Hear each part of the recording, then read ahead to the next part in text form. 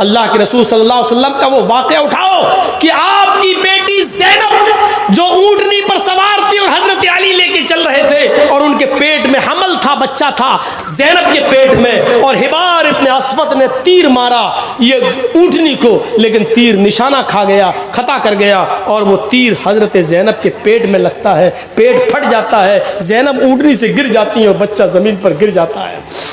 इसी हाल में ज़ैनब को मदीना लाया गया और जब ज़ैनब को पता चला कि मेरे पेट का बच्चा ज़ाय हो गया, होश में आई, पता चला कि पेट का बच्चा ज़ाय हो गया, तो वो इस सदमे को बर्दाश्त नहीं कर सकी और उनका इंतकाल हो गया। अल्लाह के नबी अपनी बेटी को दफन कर रहे थे और आंखों में आंसू थे। लोगों ने पूछा अल्लाह के नबी आपकी आंखों में आंसू? फरमाया ये मोहब्बत के आंसू हैं जो अल्लाह ने हर बाप के दिल में बेटी की मोहब्बत डाली है। ये मेरी वो बेटी है जो मेरे राह में बहुत मारी गई, सताई गई, यहाँ तक कि मेरी बात मानकर चलती थी और आज अल्लाह की राह में इसकी जान भी चली गई। 10 साल मदीना में रहने के बाद जब मक्का फतह हो गया, मदीने से निकल कर आप मक्के में आए तो आपने ऐलान कर दिया, लोगों माफ़ी, जो इसने हमारे साथ जो जराइम किए, अगर कोई माफ़ी मांगेगा तो हम उनको माफ़ करने के लिए तैयार हैं। एक एक मुजरिम आता गया और माफ़ी मांगता गया, आप एक एक को माफ़ करते जा रहे हैं।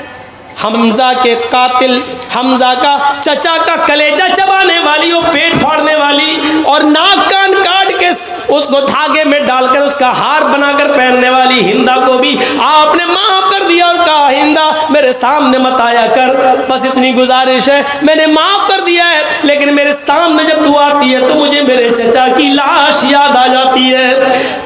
आप एक एक करके सबको माफ करते गए। एक और आदमी खड़ा है, कहा अल्लाह के नबी मैं भी मुजरिम हूं, मुझे भी माफ कर दो। आप मुस्कुराए, कहा मैंने सबको माफ किया तो तुम्हें क्यों नहीं करूंगा? हाँ लेकिन तुम्हारा जुर्म क्या है? उसने कहा मेरा जुर्म ना सुने तो अच्छा है, ऐसे ही माफ कर दीजिए। फरमाया नहीं नहीं, सबने अपने अपने जुर्म बताए और हमने माजी के वो जुर्मों को याद किया जो तुमने हम लोगों के साथ किया, अब तुम भी अपना जुर्म बताओ। फरमाया अय अल्लाह के नबी मैंने तीर मारा था ऊँटनी को, लेकिन वो तीर ज़ैनब के पेट में लगा था, ज़ैनब का पेट फट गया था और उसके पेट का बच्चा जमीन पर गिर गया था। अय अल्लाह के नबी आपकी बेटी ज़ैनब को इसी हाल में मदीना ले जाया गया।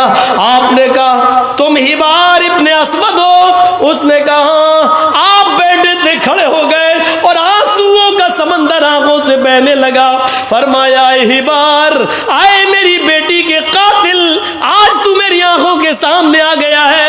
आए हिबार मक्के की 13 साला जिंदगी और मदीने की 10 साला जिंदगी, 23 साल की जिंदगी में मुझे जितना सताया गया है, अगर वो तकलीफें तराजू के एक तरफ रख दी जाएं और जिस दिन मेरी बेटी ने मेरे हाथों में, मेरी बाहों में उसने अपनी आखिरी सांस ली और उसका फटा हुआ पेट जब मैंने देखा तो आए ही बार उसे एक दिन की तकलीफ अगर तराजू के दूसरी तरफ रख दी जाए और तराजू उठाई जाए तो कसम है उस जात की जिसके कब्जे में मेरी जान है। आए ही बार 23 साल की तराजू का पलड़ा उठ जाएगा और एक दिन की वो तकलीफ का पलड़ा भारी होगा।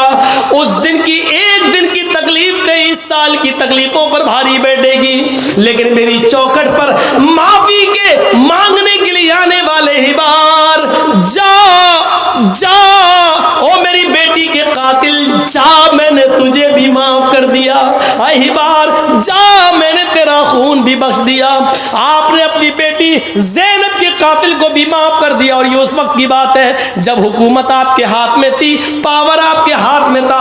आप चाहते तो एक मिनट में उसको कत्ल कर सकते थे और कोई रोक भी नहीं सकता था, क्योंकि अब पावर अल्लाह के नबी के हाथ में, लेकिन पावर आने के बाद माफ कर देना बड़ा कमाल है। ये दयावान थे, रहम करने वाले थे। जो मैंने शुरू में कहा था कि अगर रहम निकाल दिया जाए तो देश बिगाड़ के रास्ते पे आ जाता है। अल्लाह के रसूल तो बनाने आए थे दुनिया को, तो बिगाड़ के रास्ते पे कैसे ला सकते थे? इसलिए आपने अपनी बेटी के कातिल तक को माफ कर दिया। 1:05 2 घंटे से ज़्यादा हो चुका है मेरे भाइयों। बस आखिर में मैं आपसे यही कहूँगा कि जितना भी सुना है उस पर अमल करिए।